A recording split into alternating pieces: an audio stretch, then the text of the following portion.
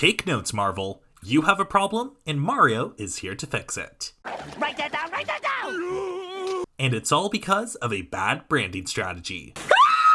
Jesus, what is that? The branding development strategy mix model contains 4 different strategies to expand a company's brand, which are product line extension, brand extension, multi-brands, and new brand. Think of product line extension like Super Mario Galaxy 1 and 2.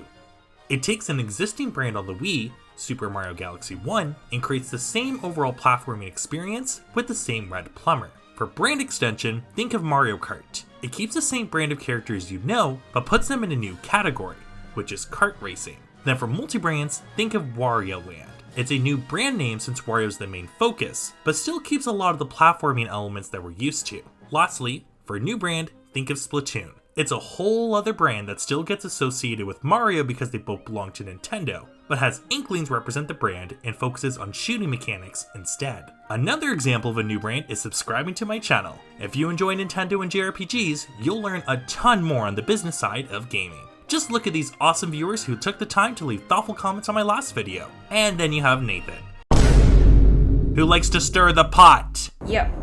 Dang it. I think I overcooked the pasta again. So now that we understand each brand development strategy, this is where each media from Marvel's Phase 4 would fit into our model.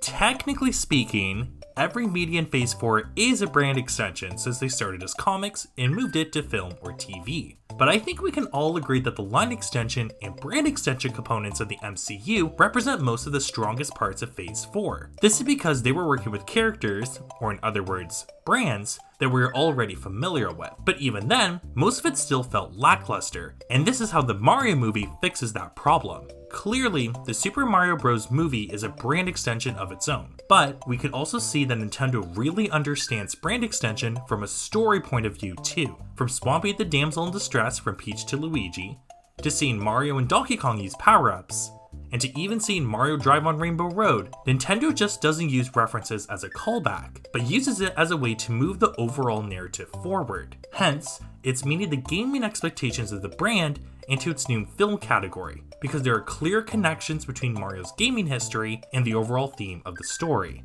Whereas if you look at Marvel's Phase 4, Spider-Man, Loki, and Doctor Strange were the standouts, because their stories were related to the overall branding of post-Endgame, being the multiverse. Don't get me wrong, I love Shang-Chi and I understand that we need to introduce new heroes, but let's be honest, I can take Shang-Chi out of the timeline and it won't affect the overall Phase 4 story. And when it comes to references, sure, it was nice to see Fantastic Four and X-Men characters in Doctor Strange, but once the movie finishes, that's it. It's fan service for the sake of fan service. Did it contribute to the story of the movie? Yes. But did it contribute to the branding of Kang the Conqueror? No. And that's the important part of all this. From a marketing point of view, if your customers can't see the fit between your brand's perceived expectations and its new product's expectations, then your brand extension will be viewed as a failure. But to end on a positive note, I'm still looking forward to watching Guardians of the Galaxy 3, and I absolutely loved the Super Mario Bros. Movie. So here's looking forward to seeing the Nintendo Multiverse expand.